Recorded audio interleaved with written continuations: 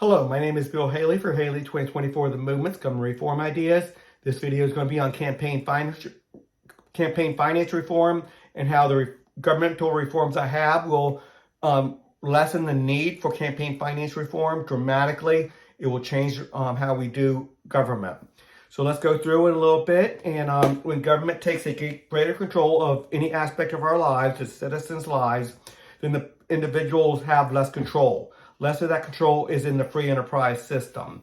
So that is turned over to politicians when government takes that control. So every year, every election cycle, it's more important. This is the greatest, most important election of our lifetime, is often said. Well, that is often true because government is taking a greater and greater percentage of our lives into their hands, into politicians' hands, into the bureaucrats' hands. So, when free enterprise creates a system, free enterprise can create a system where we have control. But if government takes and starts providing, then that means government's controlling. When government starts providing education, now they have control over the education. When government starts controlling taking care of the poor, we and the charities we give to have less control over the taking care of the poor. When we have greater control over how we do business versus government heavy regulations, then now politicians are going to have that control. So when that happens, more people are going to want to have control over what politicians are in control. Because when politicians are in control, we try to get in control of the people who have that control, the politicians and the bureaucrats. So how do we do that? So the proper campaign finance reform is simply to give politicians less control over things that can be done in the free market, or, in my view, competitive governments. So Haley 2024 reforms on competitive regulatory agencies, which is competitive governance, dramatically increases what can be done in the free enterprise system or by competitive governments, because competitive governments is going to act like free enterprise to a large degree. And so that's going to increase our liberties and our free enterprise benefits. Free speech is highly important. It should never be limited outside of taking away somebody else's liberty, or when we're taking away somebody else's liberty. So a liberty should only be curtailed when that liberty is going too far and you're causing significant negative externalities. You're taking away somebody else's liberty.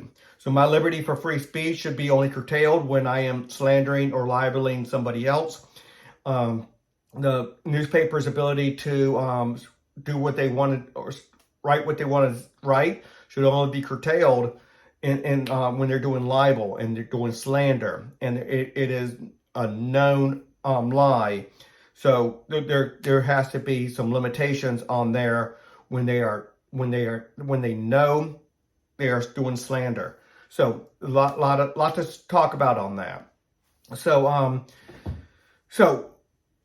free speech, most campaign finance reform infringes on free speech. So that is not good by itself. But people make the point, but some people have too much say over our elections.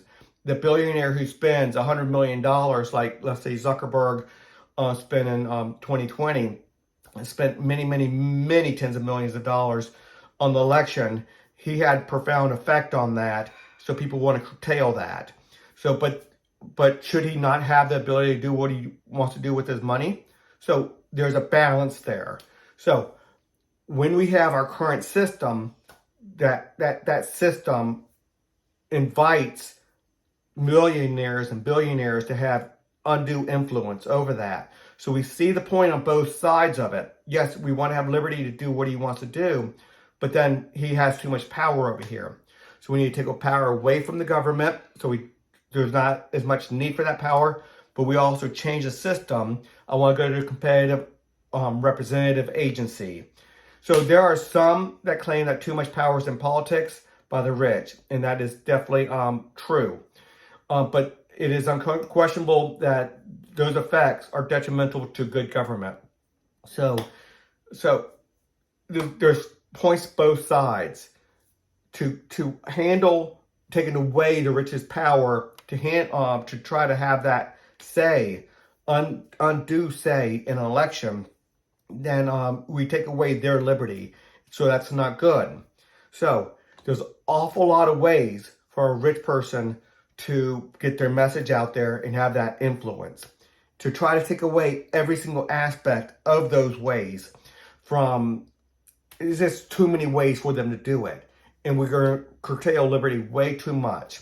So let me read a few little things here. Trying to stop someone from getting their message out is very problematic because there are so many ways to accomplish that task. If government limits how much someone can give to a candidate, they could give to a political action committee, and that can do it. They can just give to some groups that donate to the candidates in smaller dollar donations so they can spread it out. There's a lot of ways to get around it, is what I'm trying to say, and get that person's message out there and have that undue power. So there's not, to try to stop that, to try to chase every single method down, you're really curtailing liberty and somebody's real liberty to want to effect change. One method seldom used, but if they really try to clamp down on every aspect of campaign finance reform and not allow the rich to do it, he could run for office himself, but say, I don't want to vote. But then he is allowed now to use his own money to put the message out there that he wants to. So and then you definitely don't want to curtail that. And then how somebody wants to run for office, even if he says, don't vote for me. I want all my efforts to go to the messaging I'm sending out there, and he can attack one opponent over the other, or whatever the case may be. So there's a lot of ways to do that, and you don't want to infringe every single way, because then we're just in a tyranny. Some people advocate partial or full funding of public funding, so government funding of campaigns, and that comes with huge dangers, a lot of negative side effects from that.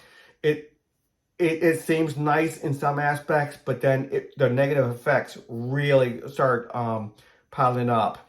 So I'm not going to go into that now, but that it can create a huge problem. And if you want to sit down and read some of that, there's a lot of literature on that, but it's just out there, and it's not going to stop some from outside groups from attacking you and the like. So there's a lot out there that just doesn't work well. Second, forcing people through taxes to support candidates that have a contrary view is very problematic. So we don't want to do that. The rich have many ways to show support to candidates, to influence them on public policy. If the law stops one way, the other ways will develop. So it's just like trying to hold a basketball or a beach ball underwater. It will pop up. The air will find a way to get back up. It's too hard to hold that down underwater. Having the law chase every new way of influence will greatly inhibit liberty. Said it over and over because it's so important. Okay, the Haley 2024 plan. We call for all candidates to go to competitive regulatory agencies and competitive representative agencies. So when you only govern, or when you select your competitive regulatory agency, your competitive government, then you are only being governed by them. Your neighbor picks another one, and they are governed by them. So it's highly important to understand how that works. Go through my system to on my website to fully understand, but trying to get away from the full degree of that right now.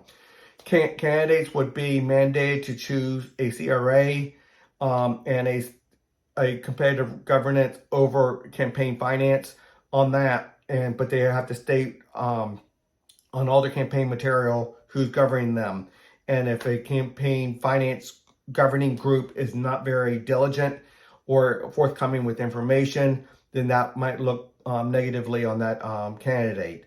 So there's a lot of things you can do.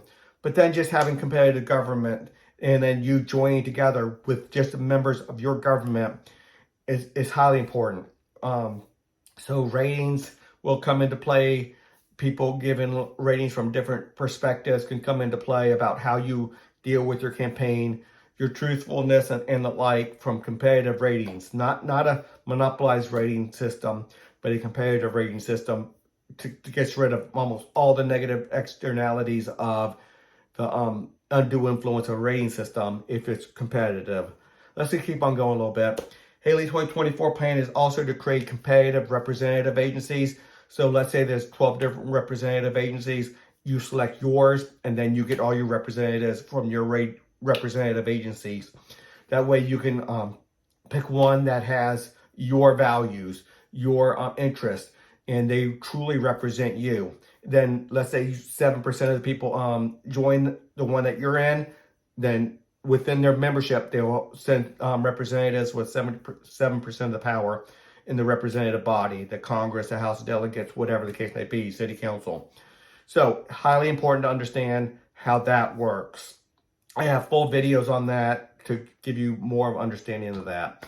Competitive governance, again, I went over a little bit, but I want to go over a lot of that. But let me just touch on it real quickly. We separate all government into 30 sectors, so you pick your government per sector. So when just education or just environment or just police or just finance regulations, we got 30 different ones. Then in each one, you have about 12 different choices to choose from, 12 different governments to choose from. So a lot more to see on Haley 2024, the movement, or let's go haley2024.org. And please consider a donation. And until the next video.